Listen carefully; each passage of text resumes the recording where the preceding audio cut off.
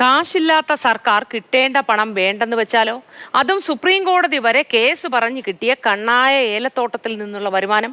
തോട്ടം നടത്തിപ്പിൽ സർക്കാർ തീരുമാനം വൈകുമ്പോൾ ഇവിടുത്തെ ഏലം പഴയ പട്ടക്കാർ പറിച്ച് കടത്തുകയാണ്.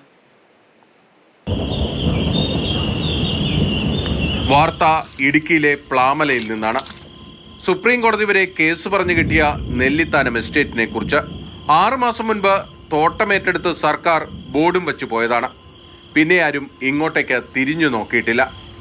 ഇതിൻ്റെ സർക്കാർ ഭൂമിയാണെന്ന ബോർഡ് ആരോ പറിച്ച് ദൂരെ എറിഞ്ഞു. മുദ്രവെച്ച കെട്ടിടത്തിൻ്റെ പൂട്ടും പൊട്ടിച്ചു.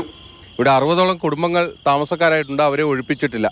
പക്ഷെ ഇവിടുത്തെ ഏറ്റവും പ്രധാനപ്പെട്ട പ്രശ്നം എന്നത് 100 ഏക്കറിലധികം സ്ഥലത്ത് ഏലകൃഷി നടക്കുന്നുണ്ട്. ഇനിയാണ് കാര്യം. 1 കിലോ ഏലത്തിന് ഇന്ന് കിലോയ്ക്ക് 1400 രൂപയ്ക്ക് മുകളിലാണ് വില.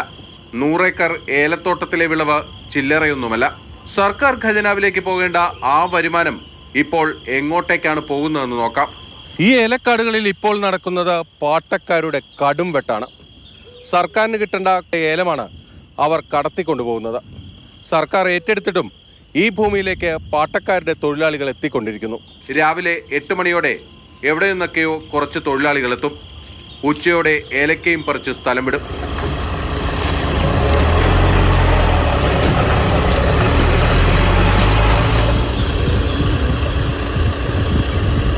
പഴയ പാട്ടക്കാർ ഇപ്പോൾ കായ എടുക്കുന്നുണ്ട്. അതിന് അനുവാദം ഉണ്ടെന്നാണ് അവർ പറയുന്നത്. ഒരുപാട് കായ എടുത്തുകൊണ്ട് പോകുന്നുണ്ടോ?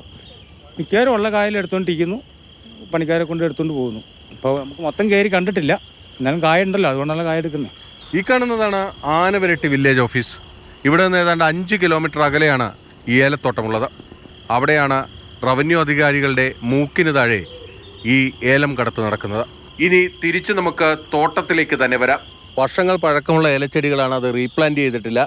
ഉള്ള ചെടികൾക്കാണെങ്കിൽ പരിപാലനവും കിട്ടുന്നില്ല. എത്രയും വേഗം ഈ തോട്ടത്തിൻ്റെ കാര്യത്തിൽ ഒരു തീരുമാനം സർക്കാർ എടുത്താൽ, ഇപ്പോൾ നമ്മുടെ ഖജനാവിൻ്റെ കാര്യമൊക്കെ അറിയാം, സർക്കാർ ഉദ്യോഗസ്ഥർക്ക് കൃത്യമായി ശമ്പളം പോലും കൊടുക്കാൻ കഴിയുന്നില്ല. ആ ഒരു ഖജനാവിലേക്ക് ഇതൊക്കെ ഒരു മുതൽക്കൂട്ടായി മാറും.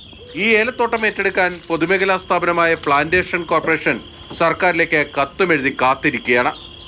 മാസങ്ങളായിട്ടും ഒരു തീരുമാനവുമില്ല. സർക്കാരിന് കിട്ടാനുള്ള കാശ് ആര് കൊണ്ടുപോയാലും ഒരു കുഴപ്പവുമില്ല. എന്തു വന്നാലും ഇവിടെയെല്ലാം മുറ പോലെയേ നടക്കൂ. കാട്ടിലെ തടി തേവരുടെ ആന, വലിയടാ വലി. പ്ലാമലയിൽ നിന്നും ക്യാമറമാൻ PS വേണുവിനൊപ്പം ബിനിൽ, മാതൃഭൂമി ന്യൂസ്.